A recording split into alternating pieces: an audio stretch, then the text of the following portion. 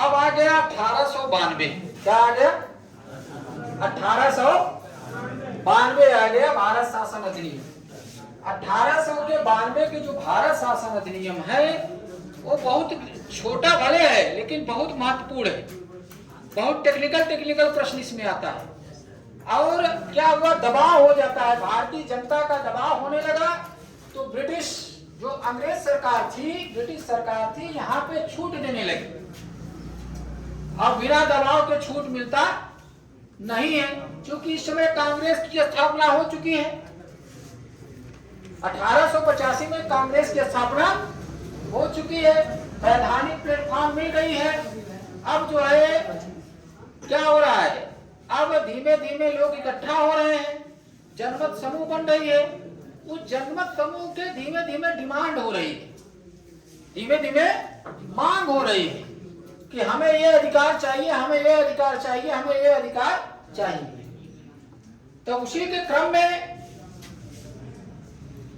हर साल चूंकि कांग्रेस अधिवेशन हो रहा है, उस प्लेटफॉर्म में हर साल मांग हो रही है कि हमें ये छूट चाहिए, हमें ये छूट चाहिए। हम तो भिक्षा वृत्ति की मांग कर रहे हैं, अपना ये अधिकार दूसरे को सौंप दिए हैं पहले, उसके बाद हम उनसे मांग रहे हैं अनुनय विनय के माध्यम से, स्वशासन के डोमिनियन स्टेट के माध्यम से। क्योंकि अभी उदारवादियों का जो है प्रभुत्व है कांग्रेस में, अभी उग्रवादी आए नहीं है। वो सोचते हैं कि क्रमिक रूप से हमको ब्रिटिश सरकार जो है कुछ न कुछ अधिकार देता है। वो चाहते हैं, अहिंसा का समर्थन उदारवादी करते हैं, अब चाहते हैं कि हमेशा जो है क्या शांति बना रहे और हम धीमे क्रमिक संवैधानिक तरीके से उनसे मांग करते रहे। लेकिन स्वशासन की मांग, डोमिनियन स्टेट की मांग तो ठीक है, अहिंसा का पालन करके मांग रहे हैं, लेकिन इसके लिए बहुत समय चाहिए। इकट्ठा होकर, समूह में इकट्ठा होकर आप मांग रहे हैं, सही है, लेकिन आपका जो नीति है वो मांगने का पूर्णता सही नहीं हो सकता है, पूर्णता नहीं हो सकता है। तो अब क्या हुआ, अब आ गया उसी के दबाव के कारण, जो जनता का दबाव हुआ, उसी के दबाव के कारण क्या हुआ, भारत शासन अधिनियम 1892 आया। भारत शासन अधिनियम 1892 आया और मांग हुआ क्या क्या, पहले कहा जनमत दिया, मांग क्या किया, इस अधिनियम में पहली बार भारतीयों को अप्रत्यक्ष निर्वाचन प्रणाली की नींव पड़ी। क्या पड़ी? अप्रत्यक्ष निर्वाचन प्रणाली की इस अधिनियम 1892 के भारत शासन अधिनियम में अप्रत्यक्ष निर्वाचन प्रणाली की नींव पड़ी। प्रत्यक्ष निर्वाचन प्रणाली, अप्रत्यक्ष निर्वाचन प्रणाली में पढ़ा दिया था।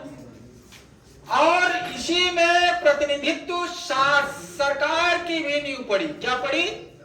प्रतिनिधित्व सरकार की नींव पड़ी 1892 की भारत शासन अधिनियम। पहली बार निर्वाचन प्रणाली की भी इसमें नींव पड़ी। सब प्रश्न पूछा हुआ, पहली बार निर्वाचन प्रणाली की भी नींव पड़ी। ये संवैधानिक तरीके से मांग हो रहा है, भिक्षावृत्ति की तरह हमको दे रहे हैं। और पहली बार इसमें भारतीय जो लोग थे वार्षिक बजट बना सकते थे। पहली बार 1892 में आया कि पहली बार भारतीय वार्षिक बजट अपना बना सकते, जो हर वर्ष होती है। और इस बजट पर बहस भी कर सकते हैं, इस बजट पर बहस भी कर सकते हैं और इस पर मतदान भी कर सकते हैं। क्या कर सकते हैं? लेकिन इसमें पूरक प्रश्न नहीं पूछ सकते हैं, लेकिन इसमें पूरक प्रश्न नहीं पूछ सकते। कारण जो दोबारा चाहे गलत हो चाहे सही हो, बजट बन गया, बहस हो गई, मतदान हो गया, तो एक बार हो गया तो हो गया। दोबारा अगर कोई चीज को बहस करना चाहे तो भारतीयों का अधिकार नहीं मिलेगा।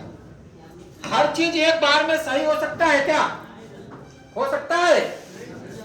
तो अधिकार नहीं मिला। वार्षिक बजट बना सकता है भारतीय भारतीय केवल इस पर बहस कर सकता है बजट पर, लेकिन दोबारा प्रश्न पूरक प्रश्न नहीं पूछ सकता।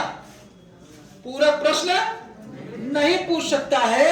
और पूरक प्रश्न जब पूछेगा, जो पूरक प्रश्न, अब पूरक प्रश्न कब अधिकार मिलेगा? देखो 1909 में कब मिलेगा? 1909 में 9 के भारत शासन अधिनियम में लिख लो, शासन अधिनियम में यह प्रावधान होगा कि दोबारा यह प्रश्न पूछ सकते हैं। क्या कर सकते हैं? अधिनियम में पूरक प्रश्न पूछने का अधिकार भारतीयों को मिलेगा। अधिनियम में पूरक प्रश्न बहुत महत्वपूर्ण है। पूरक प्रश्न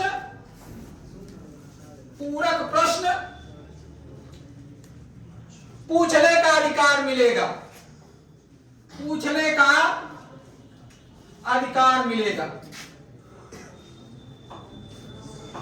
1909 के भारत शासन अधिनियम में भारतीयों को पूरक प्रश्न पूछने का अधिकार मिलेगा। क्या मिलेगा? पूरक प्रश्न। अभी 1892 में पूरक प्रश्न नहीं पूछ सकते, बहस कर सकते हैं, बजट बना सकते हैं वार्षिक, लेकिन पूरक प्रश्न 1892 में नहीं पूछ सकते। कहां पूछ सकते हैं? बाद में। कब? 1909 के भारत शासन अधिनियम में। 1909 के भारत शासन अधिनियम में। समझ गए? और इसमें फिर पूछ लेता है। देखो प्रश्न कैसे पूछता है। प्रश्न कैसे पूछता है कि भारत किस भारत शासन अधिनियम में अप्रत्यक्ष निर्वाचन प्रणाली की नींव पड़ी? किस अधिनियम में? 1892 के भारत शासन। किस भारत शासन अधिनियम में प्रतिनिधि सरकार की नींव पड़ी? 1800।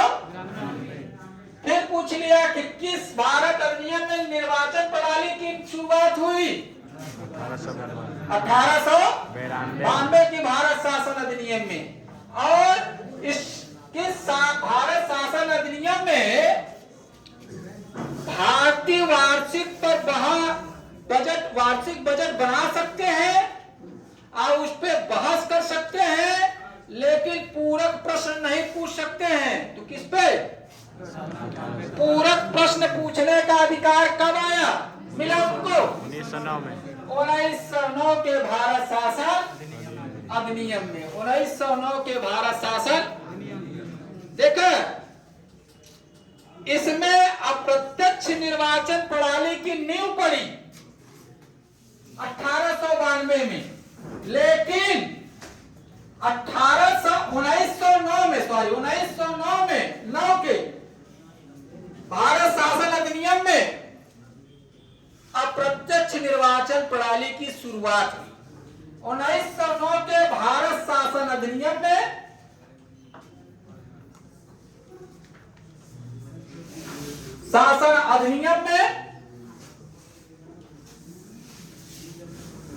अप्रत्यक्ष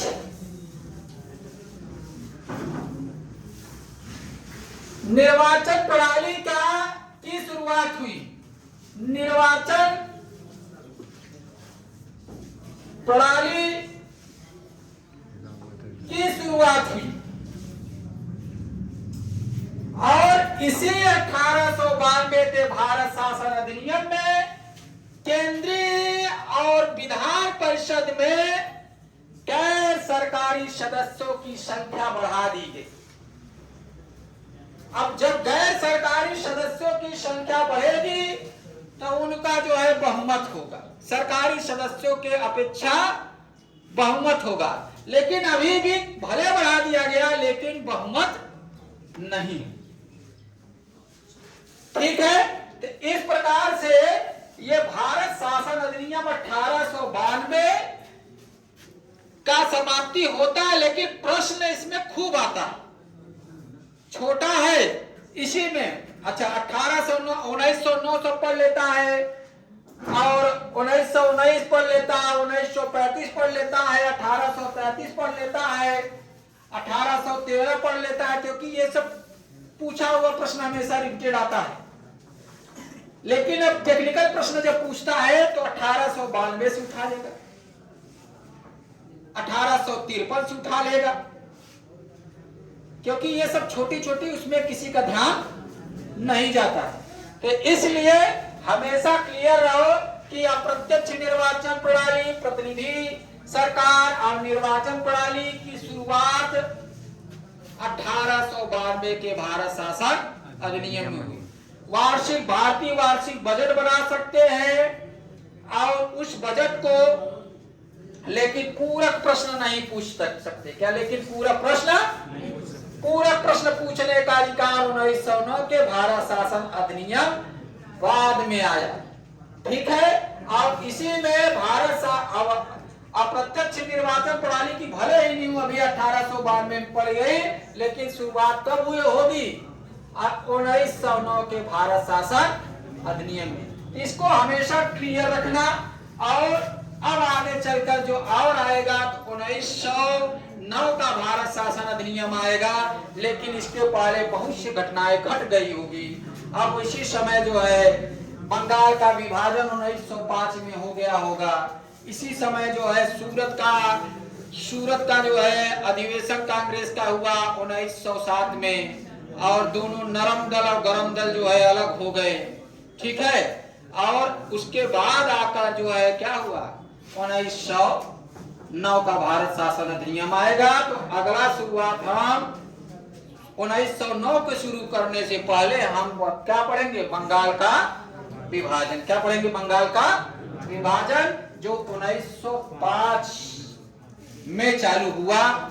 और उसके बाद 1907 में सूरत का कांग्रेस अधिवेशन, जिसमें नरम दल और गरम दल, उग्र दल और उदारवादी दल अलग हो गए। और उसके बाद आएगा सबसे खतरनाक 1909 का भारत शासन अधिनियम। इसमें मुसलमानों के लिए अलग जो है निर्वाचन क्षेत्र घोषित कर दिया गया। और इसमें फिर उसके बाद आएगा 1919 के भारत शासन अधिनियम, लेकिन उसके पहले भी घटनाएं घट चुकी होगी। 1916 का जो है लखनऊ अधिवेशन हो गया होगा। और उसी समय 1917 में चंपारण जो है गांधी जी आ गए होंगे, और चंपारण में बिहार में। और उसी समय जो है अहमदाबाद 1918 में घटनाएं घट चुकी है, और इस मिल घटना घट चुकी है। तब आकर 1919 आएगा भारत शासन अधिनियम। क्या अब हम शुरुआत किसका करेंगे? 1905 का बंगाल विभाजन, ठीक है। चलो।